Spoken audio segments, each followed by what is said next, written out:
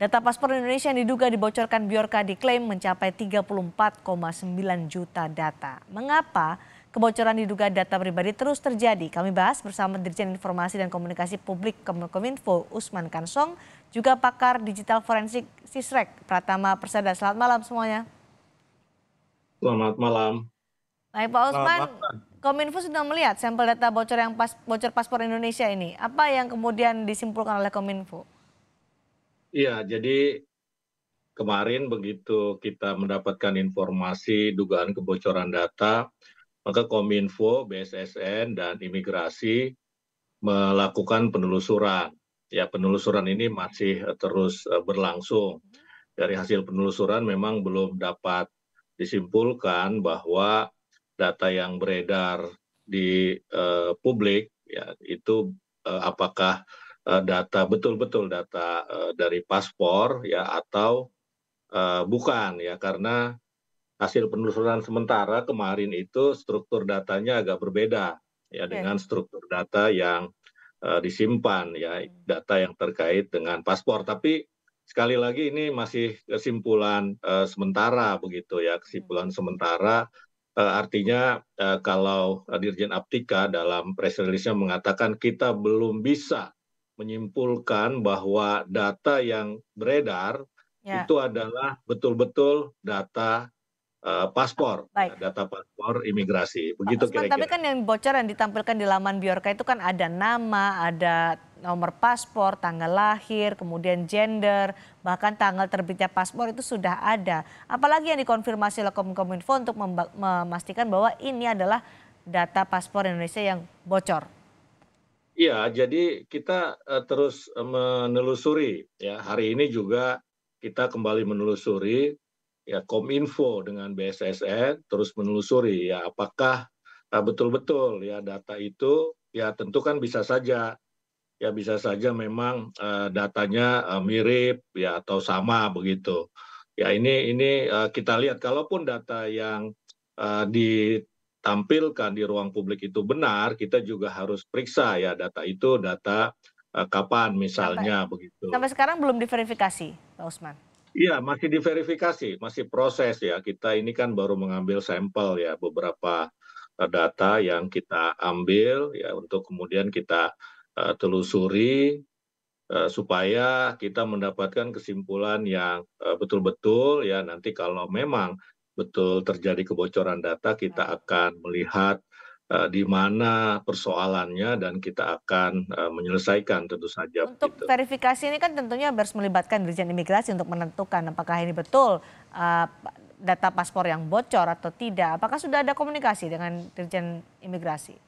Iya, kemarin sudah kita lakukan koordinasi seperti saya sampaikan di awal, Kominfo, BSSN, dan Imigrasi bersama-sama menelusuri data itu. Ya, dan kita sementara menyimpulkan, ya kemarin ya ini strukturnya agak berbeda begitu ya. Ini kan kita juga konfirmasi ke Imigrasi, tetapi itu masih sementara sehingga Struktur apa yang berbeda kita maksudnya Pak Usman? Dari Imigrasi ya juga struktur menjelaskan apa? struktur datanya ya, misalnya susunannya begitu ya. Hmm. Ya kemudian apa kombinasi nomor misalnya seperti itu begitu. Ini yang sedang kita pastikan ya, karena itu kita belum bisa menyimpulkan apakah betul Oke. data yang beredar itu data sampai kemarin ya, apakah yang beredar itu adalah betul data di paspor. Oke, Mas Pratama, tanggapan Anda masih dalam proses verifikasi untuk tahu ini paspor Indonesia yang bocor atau bukan di laman Bjorka. Menurut Anda bagaimana nih? Mohon maaf Pak Dirjen ya, tapi saya yakin ini datanya data paspor gitu. Dari Kenapa mana saya bilang kayak keyakinan gitu? Anda? Ini kan ada sampel data, 1 juta sampel data ya, dan di dalamnya ternyata ada data paspor saya, Mbak. Ada nama Mas Pratama di situ? Ada nama saya Dengan gitu. data-data yang Jadi betul semuanya ya data pasti Mas Pratama sangat ya paspor lama sih, valid lah paspor kalau yang lama diverifikasi sendiri gitu.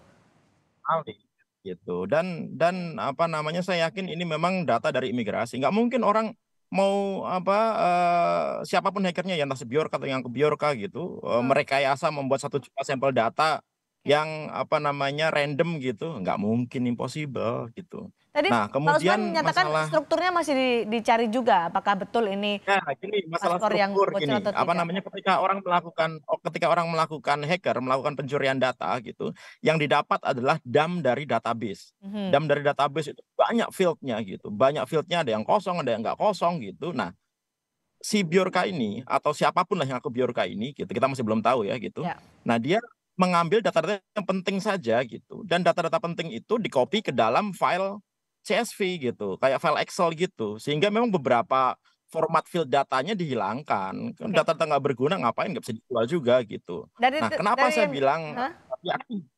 Kenapa saya bilang itu Ya, yakin bahwa itu adalah data dari apa imigrasi? ya. Di situ ada field namanya NIKIM, National Identity Kartu Identitas Masyarakat.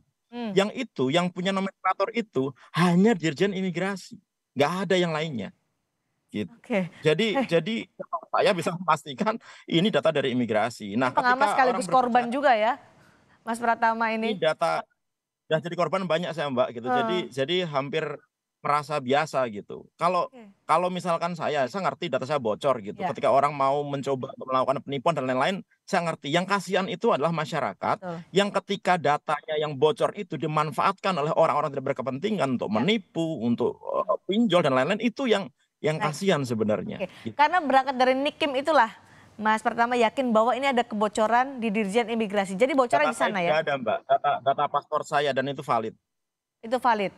Oke, jadi kalau Ya. kita sudah berkali-kali mendengarkan data pribadi yang bocor, sudah berkali-kali Bjorka juga menampilkan kebocoran data masyarakat Indonesia. Apa yang membuat ini terus berulang, Mas Pratama? Apa yang salah? Ya, Kan kalau Kominfo menurut kan kalau selama ini juga menyatakan bahwa akan terus melakukan perlindungan data pribadi kepada masyarakat, tapi betul, masih betul. terjadi. Dan saya melihat di media sepertinya kesannya itu kok saling melempar tanggung jawab gitu. Oke, Imigrasi bilang, oh datanya diamankannya di PDN kok gitu. Itu yang punya Kominfo gitu. Oh sudah ngomong sama BSSN kok, nggak bisa kayak gitu. Walaupun Anda nyimpen datanya di Pusat Data Nasional, walaupun Anda sudah kerjasama dengan Badan Siber Sandi Negara, kalau Anda tidak melakukan monitoring sendiri, tidak melakukan pengamanan sendiri, kalau aplikasi yang Anda bikin itu bukan aplikasi yang bagus, hmm, ya pasti bisa dijebol hmm, gitu. Jadi oke, jadi nggak bisa itu jadi abuse, itu nggak bisa gitu. Ini memang harus kerjasama gitu.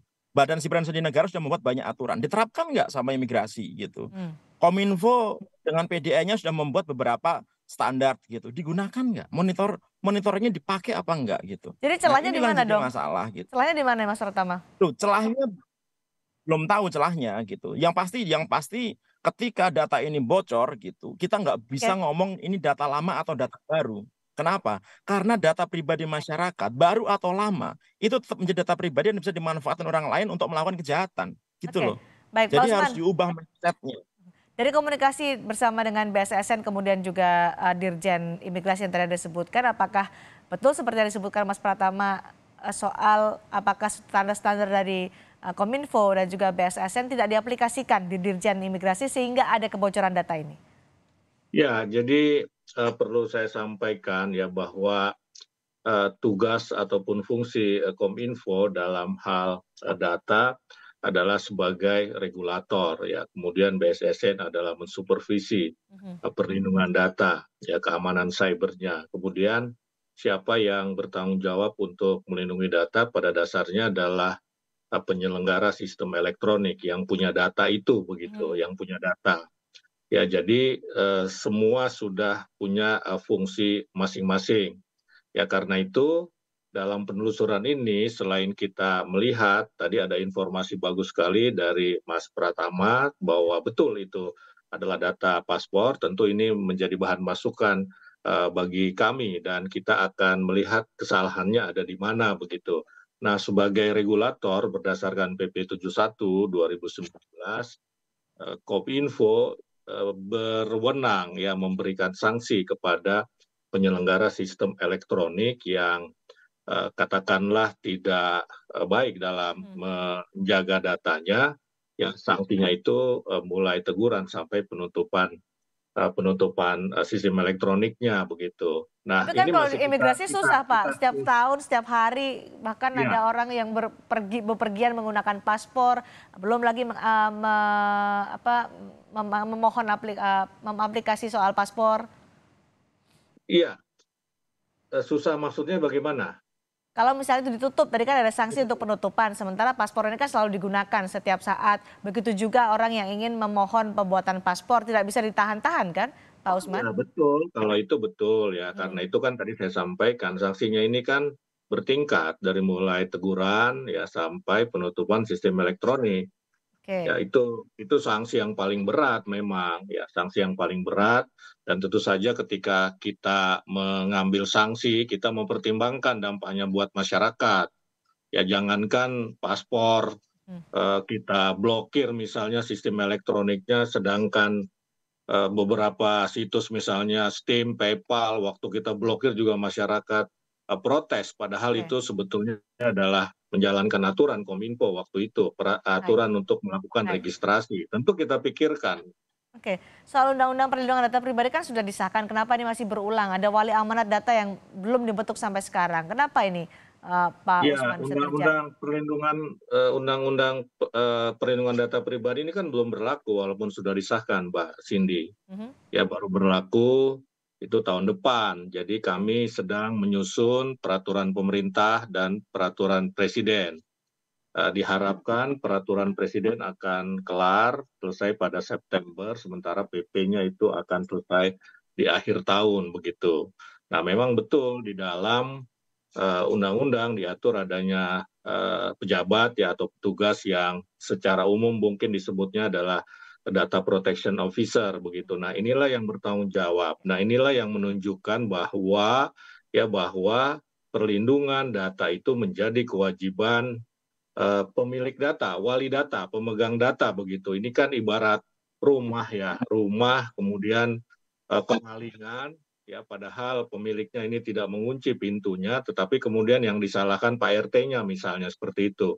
Kan tidak fair juga begitu. Yang bertanggung jawab mengamankan rumah adalah pemilik rumah pertama-tama, tentu itu oke, begitu. oke, Kemudian disupervisi lah oleh misalnya satpam dan seterusnya begitu ya, sampai ke tingkat yang lebih tinggi. baik, Nah, baik, sehingga baik. sehingga tadi tadi ya dikatakan bahwa ya memang kewajiban pemegang data ya, wali datanya begitu. Oke, Mas Pratama terakhir menanggapi soal analogi dari Pak Usman Kansong dan bagaimana Undang-Undang Perlindungan Data Pribadi ini Ya bisa gini, betul-betul gini. melindungi data pribadi masyarakat Indonesia. Menurut saya nggak kayak gitu ya. Menurut saya Undang-Undang PDP itu berlaku sejak dia disahkan sebenarnya. Yang jadi Oke, masalah adalah dalam Undang-Undang PDP ini ada diamanatkan untuk membentuk satu lembaga pelindungan data pribadi. Nah, ini yang belum dibentuk. Pak Presiden harusnya melihat bahwa terlalu banyak kebocoran data yang baik, terjadi sehingga Pak Presiden perlu membentuk lembaga ini. oke, Sehingga kalaupun apa namanya lembaga apa undang-undang ini ada, nggak akan walaupun ada pelanggaran nggak bisa dijalankan memang karena nggak ada lembaganya yang bisa melakukan penindakan. Yang kedua baik. adalah aturan turunan gitu. Memang benar tadi Pak Mas Hansong, tapi bukan berarti bahwa 2 tahun itu adalah setelah nanti berlakunya. Enggak, sebenarnya semakin cepat Oke, semakin bagus. Apalagi sekarang Ya kebocoran memang data baik, baik. ya saya masif. potong dulu Mbak Cindy ya, Ya. memang Singkat begitulah saja Pak, prosedur. singkat saja waktu kita sangat Ya, sempit. prosedur berlakunya undang-undang. Contoh undang-undang KUHP. KUHP Oke, itu baru 3 tahun lagi berlaku. Ya, oke, jadi memang begitu. baik, Begitu disahkan, kalau aturan turunannya belum ada, itu tidak bisa berlaku oke, undang-undang itu oke, begitu. Jadi ada baik. PP-nya dulu, ada Nah, ya perpresnya. artinya memang Ya, harus segera dibuat aturan turunan harus dan segera dibuat lembaga diaplikasikan. pelindungan Baik, Oh data iya, ini kan pribadi. dalam proses, Dan dalam proses. Saya sudah makanya sampaikan gini September Pak kelar. Dirjen, makanya menurut baik. saya waktu 2 tahun Ya, itu kelamaan. Kenapa? Karena terlalu banyak kebocoran data yang baik Mas terjadi dan Pratama. tidak ada Ya hal Baik, yang itu bisa dilakukan keputusan gitu. DPR kemarin ketika baik Mas mensahkan. Pratama dan Pak Usman, terima kasih diskusinya. Kita berharap juga bagaimana nanti Undang-Undang Perlindungan Data Pribadi bisa betul-betul diaplikasikan supaya tidak terjadi lagi, kita mendengar lagi kebocoran data masyarakat Indonesia yang tentu ancamannya membahayakan mereka. Terima kasih Pak Usman, terima kasih juga Terima Mas kasih. Pratama sudah Terima bergabung di kasih Sapa Mas Indonesia Malam. Pratama, terima kasih Mbak Cindy.